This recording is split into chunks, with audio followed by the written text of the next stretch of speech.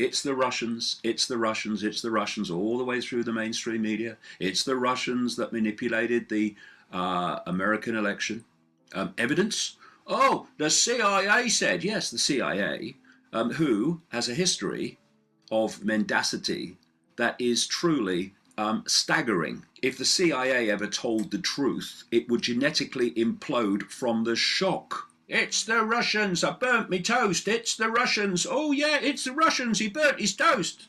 It's pathetic. And what we're seeing is in all these different areas, not just in things like Syria, we're seeing the imposition of rules, regulations, and laws that are stopping the free flow of information.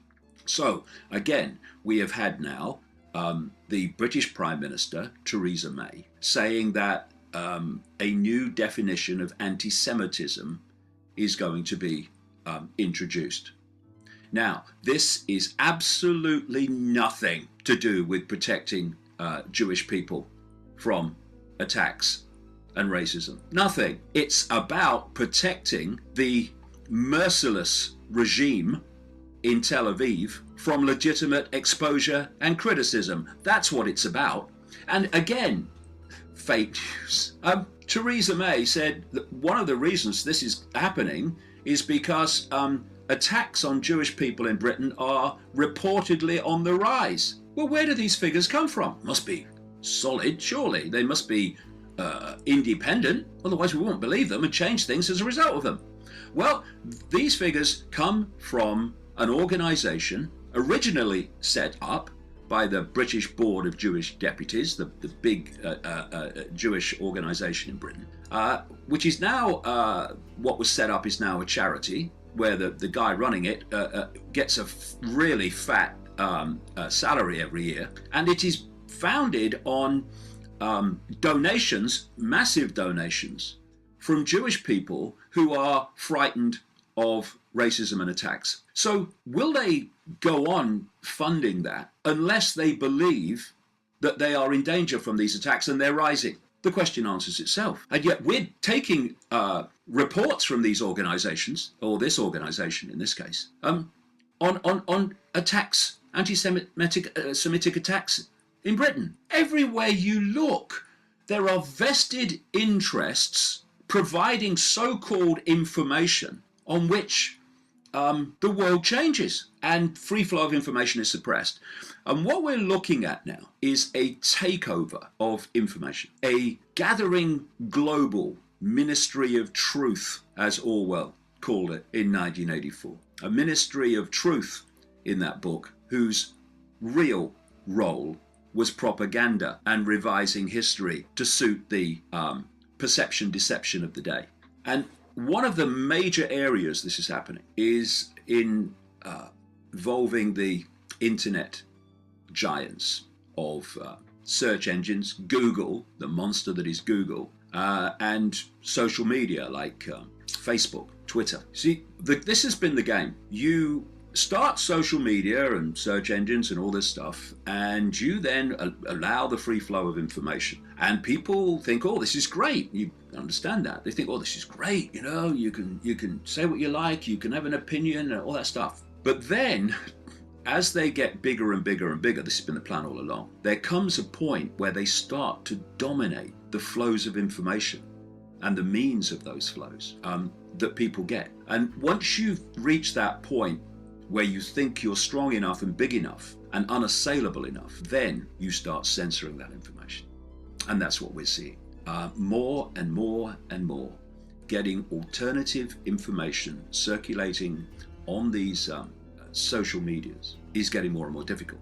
There was some figures I was given this week about my own work. For instance, on Facebook, there are about 700,000 what you might call followers, want information from my Facebook page. Of those 700,000, only between 5 and 10% actually receive alerts and receive the posts when they're posted every day.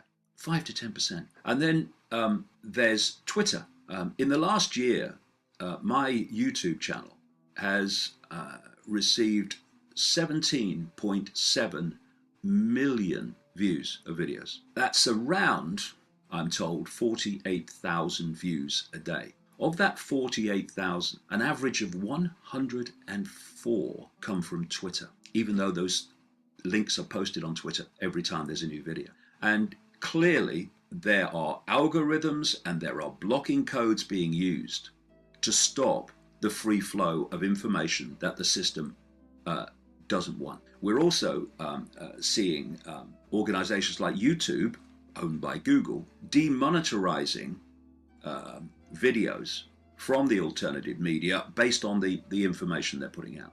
And a lot of people in the alternative media actually survive, often with a meager income from money they get from monetization of YouTube videos. And the system knows that. That's why that's been specifically targeted. Like I say, there's a war on alternative information.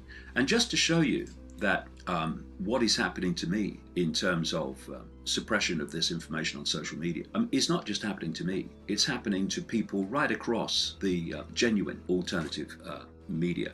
This is a story this week. What they call this stuff is ghost banning, apparently. This is a headline. Ghost banning on social media, the start of systematic censorship.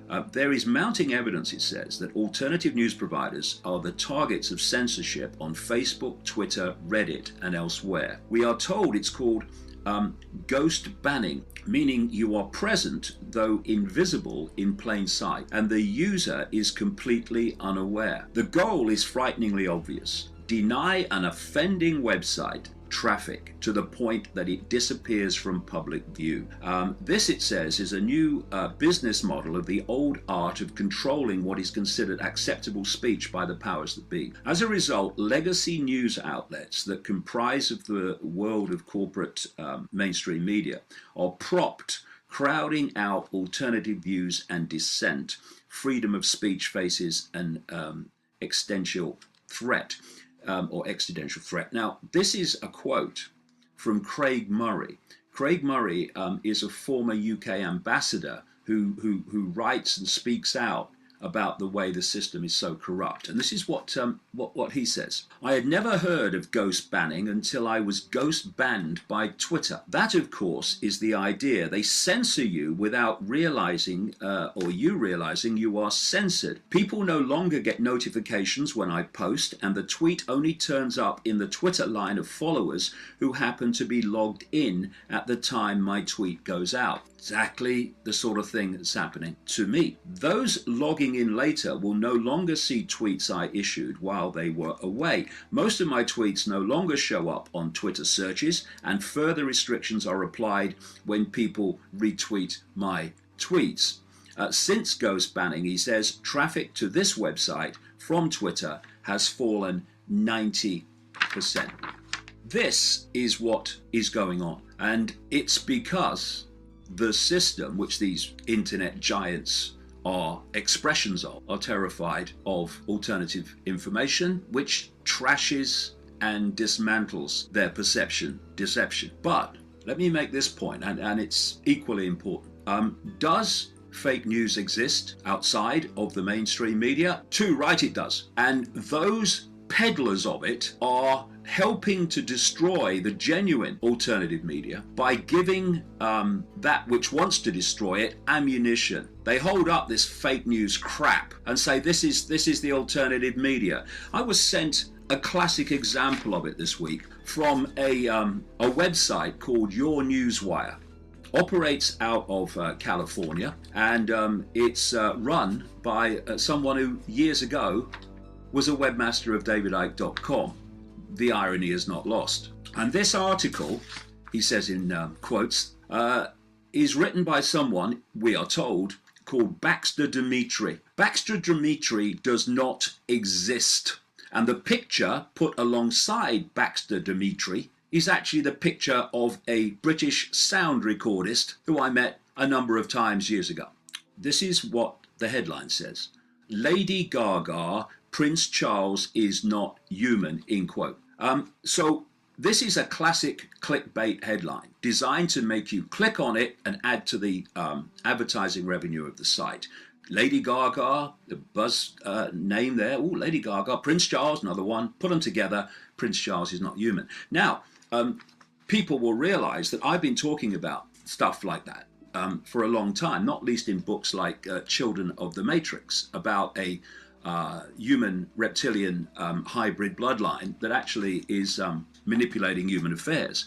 But I do it in books where I'm quoting people who've experienced this. I'm quoting people who have knowledge of this by name. So people can then make their own minds up based on that. But this is what this story has done, basically taking that theme and then making it up. Lady Gaga has told senior staff and associates that Prince Charles is not human, but is a hybrid that shapeshifts between human and reptilian form, straight out of my work. Apparently, Lady Gaga met Prince Charles at the Royal Variety Performance in London on December the 7th and was criticised in some quarters of the tabloid press for failing to observe royal etiquette, all that stuff. It's now been revealed, by whom? Doesn't say. Why? They don't exist. It's now been revealed that Lady Gaga avoided Prince Charles after he shapeshifted during a brief introduction. Quote, Prince Charles was 8 foot tall with yellow eyes that flicker and scaly skin the colour of an iguana. Source of the quote? By Lady Gaga? Is it anywhere else? No. The Prince of Wales shapeshifted between this state and human form 2 or 3 times, quote, after introducing himself to her. She claims, Lady Gaga claims, here you go, that she saw him shapeshift in the audience while he performed her song, or she performed her song, maybe he did too, A Million Reasons. Quote, his face in the crowd flashed between human and reptile. I could see his reptile teeth glistening in the light from the other side of the room. Evidence for this? Support for this quote? Zilch. And so she is supposed to have said all this, but of course never did. And then this writer, Baxter Dimitri, who doesn't actually exist, says, Lady Gaga's first-hand experiences of the reptilian Illuminati chime with my own research and second-hand accounts. He says, I have dedicated, and what he's doing there is basically taking, well, he's not because he doesn't exist. He's taking basically the theme of my own life and then claiming for himself. I've dedicated the last 5 years to researching the elusive tyrannical powers that rule our world, traveling to over 80 countries. What, in 5 years? Blimey. He gets around. And it never ceases to amaze me how many people from very different walks of life have told me stories about seeing people briefly turn into reptilians before their very eyes. I've been told this, says the non-existent Baxter Dimitri, I've been told this by American cable news anchors, Ethiopian goat herds, speaking goats, that's good, and Australian Aboriginals, just to name a few. And in Peru, a respected psychic, unnamed, no background, no circumstances. In Peru, Peru, which is very much connected to my life, as some people will know. In Peru, a respected psychic told me she sees powerful politicians like Obama, Angela Merkel, and Justin Trudeau turn into reptiles whenever she watches an international news channel. Support for that. And this claims to be the alternative media. And the genuine alternative needs to start addressing this and calling this stuff out and those behind it, because it is giving the very fuel to those mainstream everything powers that are seeking to discredit and destroy the genuine alternative media. And there needs to be a second category, the genuine alternative media and the fake news clickbait crap. They need to be very clearly defined as not being the same. But there is some good in all this, in a way. The fact that there is this concerted, coordinated demonization of the alternative media under the genuine, under the heading of fake news, means that we are having an effect. These social media giants don't suppress information from people like me because it's a bit of fun. If it wasn't having an effect, they wouldn't even bother. And so it is confirmation